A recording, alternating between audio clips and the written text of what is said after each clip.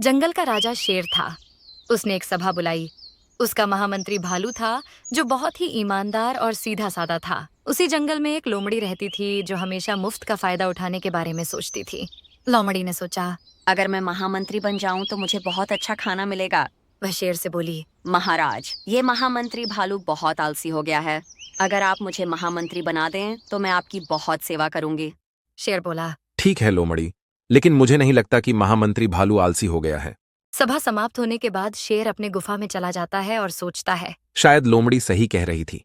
महामंत्री भालू आजकल आलसी हो गया है, बहुत ज्यादा सोता है। क्यों ना मैं भालू और लोमड़ी दोनों का परीक्षा लूं। जो सफल होगा उसे महामंत्री बना दूंगा। शेर सैनिक को बुलाता है। सैनिक, जी महाराज। जाओ भालू और लोमड़ी को बुलाकर लाओ। भेड़िया लोमड़ी के पास जाता है और कहता है। लोमड़ी, तुम्हें महाराज ने बुलाया है। लोमड़ी महाराज शेर के पास जाने लगती है और सैनिक भेड़िया भालू के पास जाता है। भालू एक पेड़ के नीचे आराम कर रहा होता है। भेड़िया उसके पास पहुंचकर कहता है। भालू, आपको महाराज ने बुलाया है। ठीक है, चलो। यह कहकर भालू महाराज शेर के पास जाने लगता है। भालू शेर महाराज के पास आता है और कहता है। जी महाराज, आपने बुलाया। शेर कहता है। मैंने तुम दोनों को यहाँ इसलिए बुलाया है क्योंकि मैं तुम दोनों का महामंत्री पद के लिए परीक्षा लूंगा।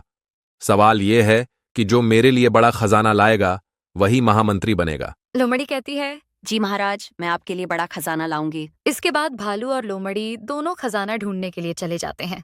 लोमड़ी जंगल में खजाना ढूंढने जाती है और सोचती है। मैं महाराज के लिए कौन सा खजाना ले जाऊं जो उनके लिए बहुत बड़ा खजाना लगेगा। तभी लोमड़ी को एक मुर्गा दिखाई देता है। मुर्गे को देखकर लोमड़ी सोचती है, यह मुर्गा कितना मोटा है। अगर मैं इस मुर्गे को पकड़ लूं और महाराज के पास ले जाऊं तो महाराज को यह मुर्गा बहुत स्वादिष्ट लगेगा और महाराज बहुत खुश होंगे और उन्हें यह मुर्गा बड़ा खजाना लगेगा।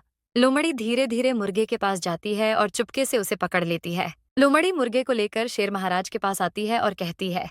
महाराज, ये मुर्गा बहुत मोटा है, इसे आप स्वीकार कीजिए, ये आपको बहुत स्वादिष्ट लगेगा। शेर कहता है। लोमड़ी, तुमने ये मुर्गा लाकर बहुत अच्छा किया, ये मुझे बहुत स्वादिष्ट लगेगा। तो महाराज, क्या ये मुर्गा आपके लिए बड़ा खजाना है? ये मुर्गा मुझे अच्छा लगा, लेकिन ये मेरे लिए बड़ा खजाना नहीं है। लोमड़ी सोचती है। महाराज को ये मुर्गा बड़ा खजाना नहीं लगा, इस तरह तो मैं महामंत्री नहीं बन पाऊंगी। और फिर लोमड़ी कहती है। महाराज, मैं आपके लिए खजाने के रूप में ये मुर्गा लाई हूँ, लेकिन भालू अभी तक नहीं आया कोई खजाना लेकर, तो आप मुझे महामंत्री बना दीजिए। शेर कहता है। नहीं लोमड़ी, मैं बिना दोनों पक्षों को सुने कोई फैसला नहीं ले सकता, इसलिए हम भालू के आने का इंतजार करेंगे। भालू खजाने की तलाश में इधर उधर घूमता है, लेकिन उसे कुछ मिलता नहीं है। लेकिन थोड़ी दूर जाने पर उसे कुछ छोटे छोटे पौधे दिखाई देते हैं। भालू पौधों के पास जाता है और सोचता है।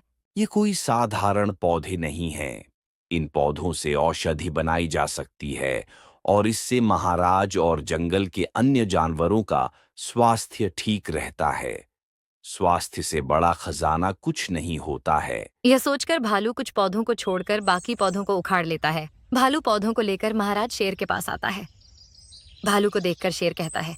भालू, तुम इतनी देर से आए और मेरे लिए पौधों को लाए हो। तभी लोमड़ी चालाकी दिखाते हुए कहती है।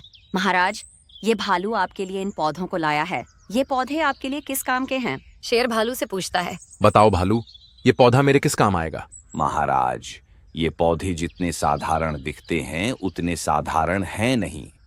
इन पौधों से औषधियां बनाई जा सकती हैं, जिससे आपका और जंगल के अन्य जानवरों का स्वास्थ्य ठीक रहेगा। मैंने सोचा, स्वास्थ्य से बड़ा खजाना कोई नहीं होता, इसलिए मैं इन पौधों को आपके लिए लाया हूं। यह सुनकर शेर कहता है। भालू, तुमने केवल मेरा नहीं बल्कि पूरे जंगल का भला सोचा।